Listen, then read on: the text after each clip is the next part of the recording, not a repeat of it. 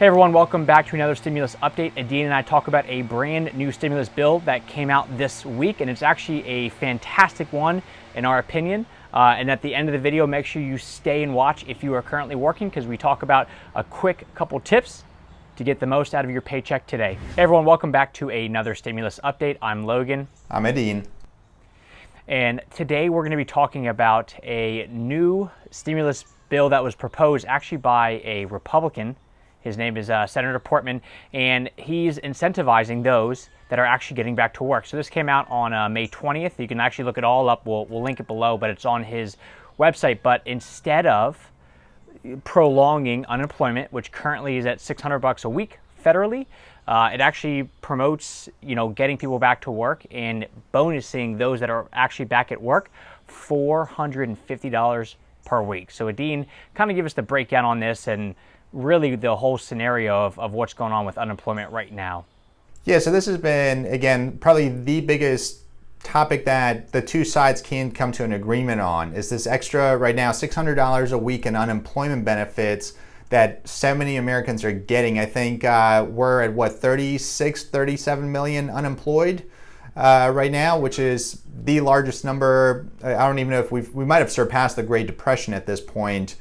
In terms of the number of people that are getting those benefits. And that extra $600 a week is running out at the end of July, which creates a huge issue for both those people receiving it as well as the companies who are trying to get those employees back to work.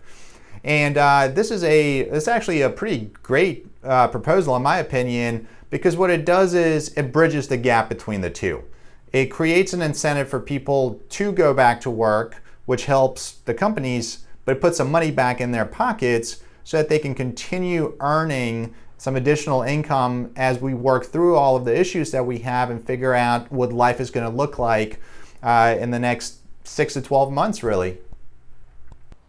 Yeah, I think it's very interesting, because one of the things that we're talking about that Senator Portman actually outlined in his whole write-up on the website was that right now, they believe that between 60 and 70% of people that are earning the $600 a week unemployment, this is actually more money than what they were making full-time, at their job before all this. And they even said that the bottom 20% of people, right now, they're making double what they normally would make. So when you think about the industries that we're trying to get back going, the consumer industries, which Edin, just kind of break down what is considered like the consumption industries out there that America relies on. Yeah, so think about anything retail, so anything at the mall, any fast food restaurant, sit-down restaurant, pretty much your hairdresser, nail salon, all of that is us going and buying services and products from those people.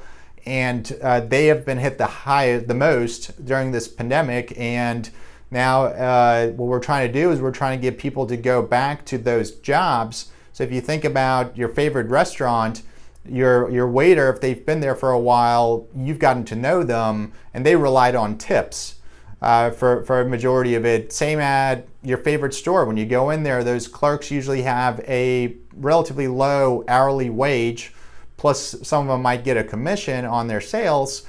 And now as those stores and restaurants have shut down, they've been on unemployment, and they've been getting an extra $600 a week. So just to put it into perspective, the normal full-time job is 40 hours a week. You take that $600, divide by 40, it's $15 an hour that the government is giving those people to not work. So now when you're making that decision of, do I want to go back to work? Well, did you make more or less than $15 an hour? And there's a lot of people who are making less than that. Just about anybody who works at your grocery store, at the mall, at a fast food restaurant, any of those places earns less than that unless you're in one of the few states that has that minimum wage set at that $15 level.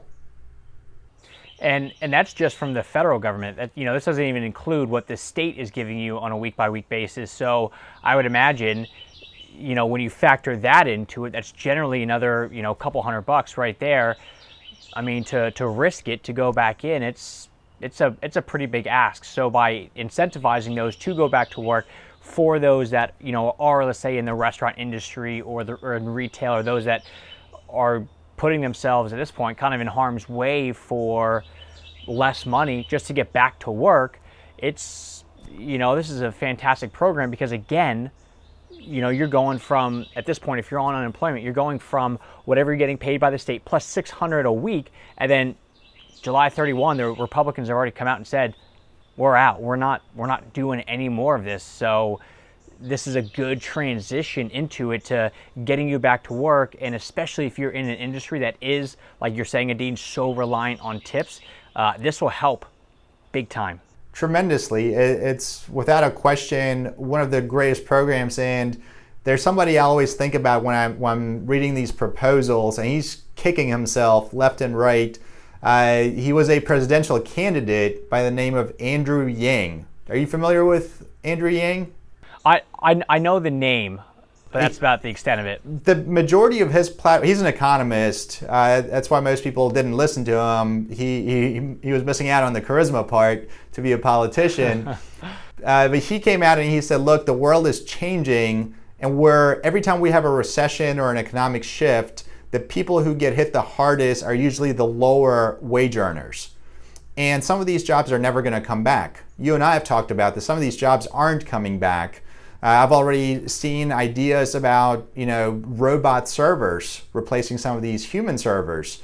And Andrew's proposal was always the concept of universal basic income, where the government is essentially going to send a check to people who are displaced from their traditional jobs. So this isn't just retail and restaurants, also truck drivers, for example. So industries that are changing and getting automated, and essentially there are not going to be as many jobs available in the future as there are today. So when we're talking about, okay, let's now keep going with this $450 a week, or let's keep going with the $600 a week, essentially what it is universal basic income. We're saying what these people are making at their jobs is not enough to survive in today's world. So what can we do to help them kind of shore up their own finances, make ends meet, and keep going, but also want to go back to work? Does this not cause a huge spike in inflation, because now there's just, as people now have more money, they can, people can raise the price of stuff, and it just kind of creates this cycle, or am I off on that? Eventually it does. And the concept of inflation, there's two ways to look at that. There's the way the government measures it, and a majority of that is based on oil and gas prices, that's why for the next 6 months you're going to see the headline inflation number be very low, because oil has cratered. I mean, it's gone up in the last couple of weeks, but again, in general it's gone down. So inflation, based on the government's numbers, has gone down. For most of us, what matters is our rent and mortgages and food. And if you've been to a grocery store lately, you've already seen those prices go up. Now that's a supply issue. We haven't had the supply of food because even that industry has gotten hurt, and they're not able to produce as much. And so as you're paying people more, yes, ultimately it's going to cause inflation. The question is, at what point? And I think part of this question is, if we are giving people an extra $450 a week, as this proposal has it, what does that do? But the key is we're getting people back to work. As they're going back to work, they're earning money, plus getting this $450. It also means they're spending more. So the whole economic cycle ends up being positive, which means, yes, we'll get inflation, but we're also making more money, to the point that hopefully our increase in earnings is at a greater rate than the inflation. And then it goes back to our conversation about what the Federal Reserve does, which their job is to manage inflation. I got you. So let's just say you're already back at work right now, right? But it's still, maybe you go back and you're a server right now, and unfortunately you're not getting all the tips that you're normally used to because there's less people. You can't turn over tables fast enough. Are there certain things that you can do as far as like withholding taxes to kind of save yourself in the near term? Yeah, exactly. The term that you just used is withholding taxes. Anytime any one of us starts a new job, we're asked to fill out a bunch of paperwork. One of those critical documents is a Form W-4, which tells your employer how much you want to come out of your paycheck for federal and state income taxes. So one way that you can make an adjustment now if you are back to work, and it doesn't matter which industry you're in, you can go and talk to your payroll or HR person or log into your payroll system where you check your check stubs and make an adjustment to how much tax is taken out of your paycheck. And what that does is immediately you have less tax taken out, means more money coming home with you that you can then use to either pay off debt or spend to kind of keep going. Now, it does come with some side effects, right? When you're saying I want less tax taken out today, it means that at the end of the year, you need to be aware that your tax return is going to have different figures.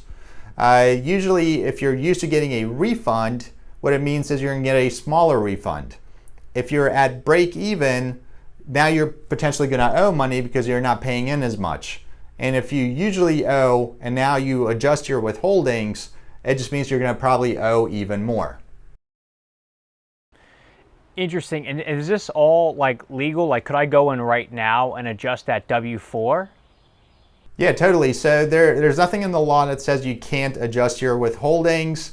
Now, there is a part of everybody's taxes, and it's called, for self-employed people and business owners, we always have to pay estimated taxes, right?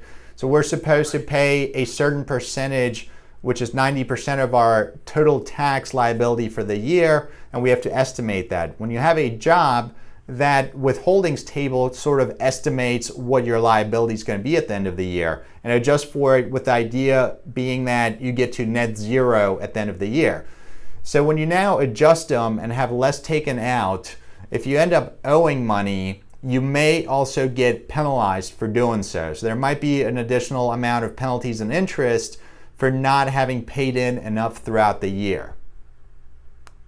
Okay, so you just can't abuse it. You can't go way over and say that I got a family and kids if I don't have any of that stuff, because that may be overly doing it and I get in trouble for it. Is that what you're saying? Well, so you can do it. There's no legal repercussions of doing it, but you do end up, if you do owe money at the end of the year, you're going to have to pay a little bit extra for those penalties and interest, because you said, okay, well, I'm not going to owe any taxes. I have a big family. And now it turns out you're single and you should have paid X dollars throughout the year. Well, now they say you didn't pay throughout the year. We want a little extra to get you back to adjust your withholdings and start having more taken out throughout the year.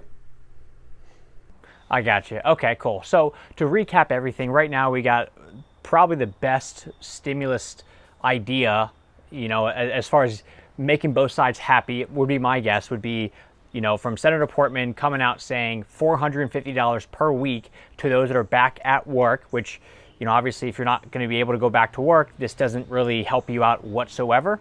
But I would imagine the Republicans at least are a little bit more okay with something like this. But if you are already back at work and you're trying to figure out how to make it work for you right now, go in, adjust that W-4, and make sure that, you're able to survive right now, really is what it sounds like. Right.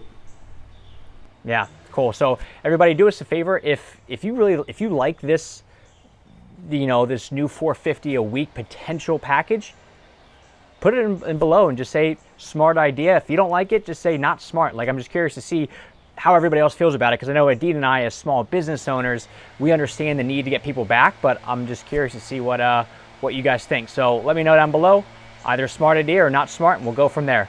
Thank you very much.